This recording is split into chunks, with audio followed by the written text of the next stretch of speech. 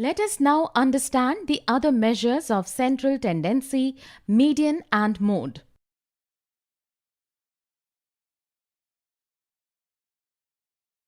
We have learned about data range and its mean in the previous video.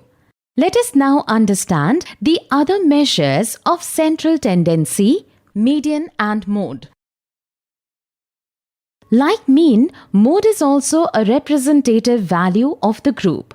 Let us take the data for the number of runs for Virat's 7 innings. If we were to create a table for these runs using tally marks, we would observe that the smallest number, 59, appears only once in the range of data. We will therefore draw a straight line in front of it. Similarly, we will draw straight lines for 65. 70 appears 3 times. We will draw 3 straight lines against it. As well, 85 appears 2 times, considering that we will draw 2 lines. Now, considering table, we know now that 70 is the most frequently observed observation in this group. We can call this as mode of the group. Now, if we were to arrange this group of runs in ascending order or descending order, they will be marked as shown here. We will see the mid value is 70. This value divides observations into 2 equal groups, each of which has 3 observations. When a range of data is arranged in ascending or descending order, the middle value on the range is known as the median. As you can see, in this case, the mode and the median on a range are the same observations. However, this may not always be the case. The mode and the median can differ.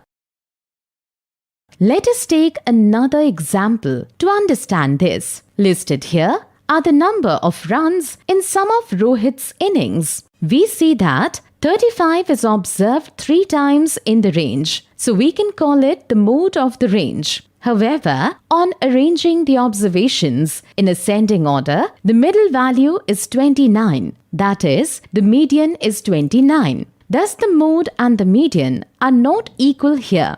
The number of observations in these groups of numbers is an odd number. So the median of a group of numbers can be found identifying the middle number when the observations are arranged in an ascending or descending order.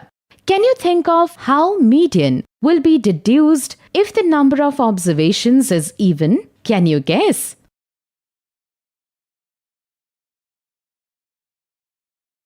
Well, let me explain. In cases where the number of observations in a group is an even number, to obtain the median, we arrange the numbers in ascending or descending order and derive the mean of the middle 2 numbers. So, for example, for the set of observations 21, 23, 27, 29, 35, 35, numbers 27 and 29 are the 2 middle numbers. To find the median for this data, we first derive the mean of the 2 middle numbers. 27 plus 29 divided by 2 is equal to 28. Now that we know that the mean of these 2 numbers is 28, we can deduce that the median of these observations is 28. Even though 28 is not a part of the data provided, it divides the group of data into 2 equal parts. Let us now look at another interesting example. Here is the data of colors of balloons and their corresponding numbers sold by a balloon seller. Do you think an understanding of mean and mode will help the balloon seller identify the color of balloons that he should buy more? Can you think how this information will be helpful?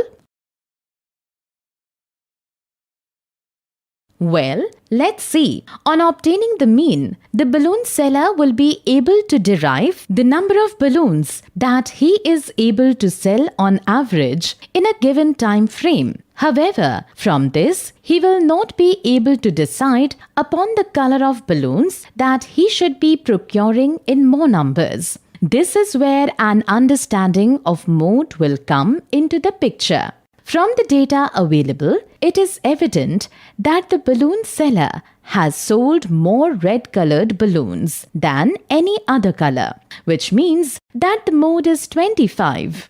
It can therefore be inferred that he should buy more red-colored balloons so that he has sufficient number of red balloons for sale. In this way, we need different representative values in different situations as per the requirement. Friends, wasn't it exciting to learn about the measures of central tendency, median and mode? In the next video, we will see some more interesting examples related to these measures of central tendency.